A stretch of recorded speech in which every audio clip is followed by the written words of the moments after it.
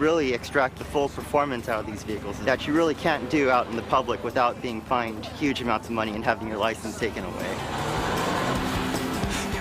One of the things that I learned how to do was in a car that's going 200 kilometers per hour, it was quite thrilling to be able to brake from that down to zero to stop. Was a real educational experience.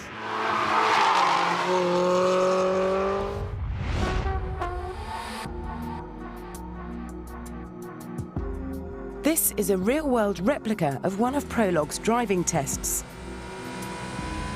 It doesn't sound logical, but in order to go fast, you have to master braking. This test teaches you how to brake hard, smoothly, and with precision.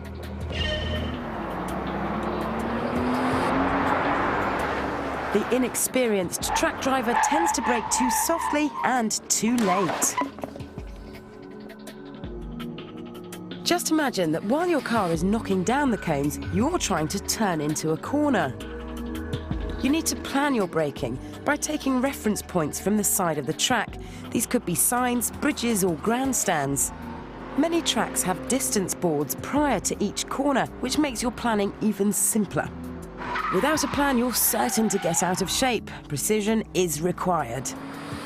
The professional driver will brake hard early and then gently start to come off the brakes to avoid a skid. Once you've mastered the basic track skills of cornering and braking, it's time to confront the toughest challenge, the rally stage. This is a typical scene for a competition rally driver, and one that humbles even the fastest and bravest of Formula One drivers.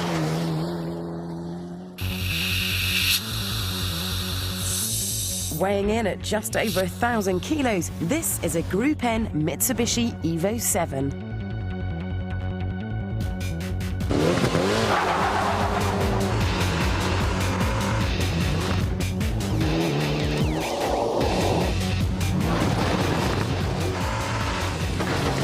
Like most modern rally cars, it has permanent four-wheel drive with a combination of 3 differentials controlling torque split, which, to you and me, means independent power delivery to each wheel.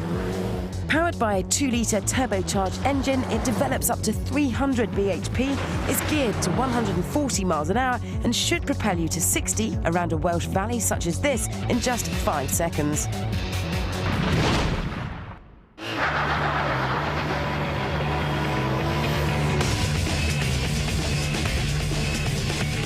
When you're spectating on a rally stage as the latest Scandinavian hotshot hammers past in a 4-wheel slide, the term smooth doesn't spring to mind. You'll just want to get in the car, nail the throttle, and hear the engine popping and banging like rifle fire. But to be fast on the dirt, you've still got to work on that smoothness thing. It may look as though your rally hero is all arms and elbows, but he's still trying to make minimum movements. And to interpret the instructions from a navigator and understand the road ahead, a rally driver needs the computing power of NASA combined with the coordination of a dancer. It's all about being prepared for what's ahead and setting the car up for it. The driver is working harder than the road racer with more steering input and gear changing, but his movements should be just as smooth and calculated. Driving a rally car fast is all about flow and momentum.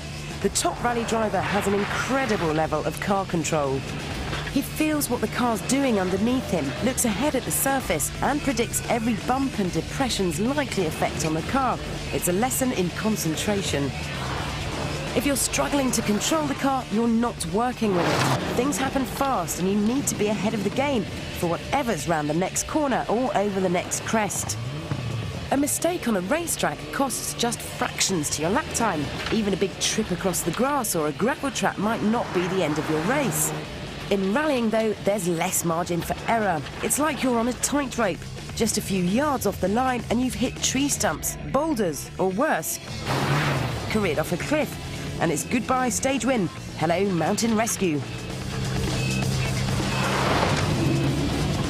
So, whether it's a forest stage in Wales or a virtual stage in Gran Turismo, it's the same deal. As ever, keep it smooth and don't fry your brain by driving too fast.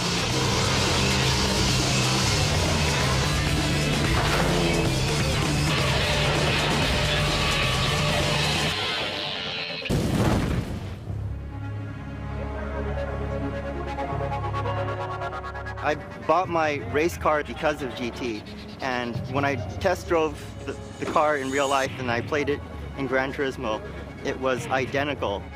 Wherever you're driving, either in the virtual or real world, it's technique that matters. You need to master the skills and learn by your mistakes, and the best way of doing this is in Gran Turismo. Some might say that GT is a racing game. I'd have to disagree. I'd say that it is true to its name. It's a driving simulator.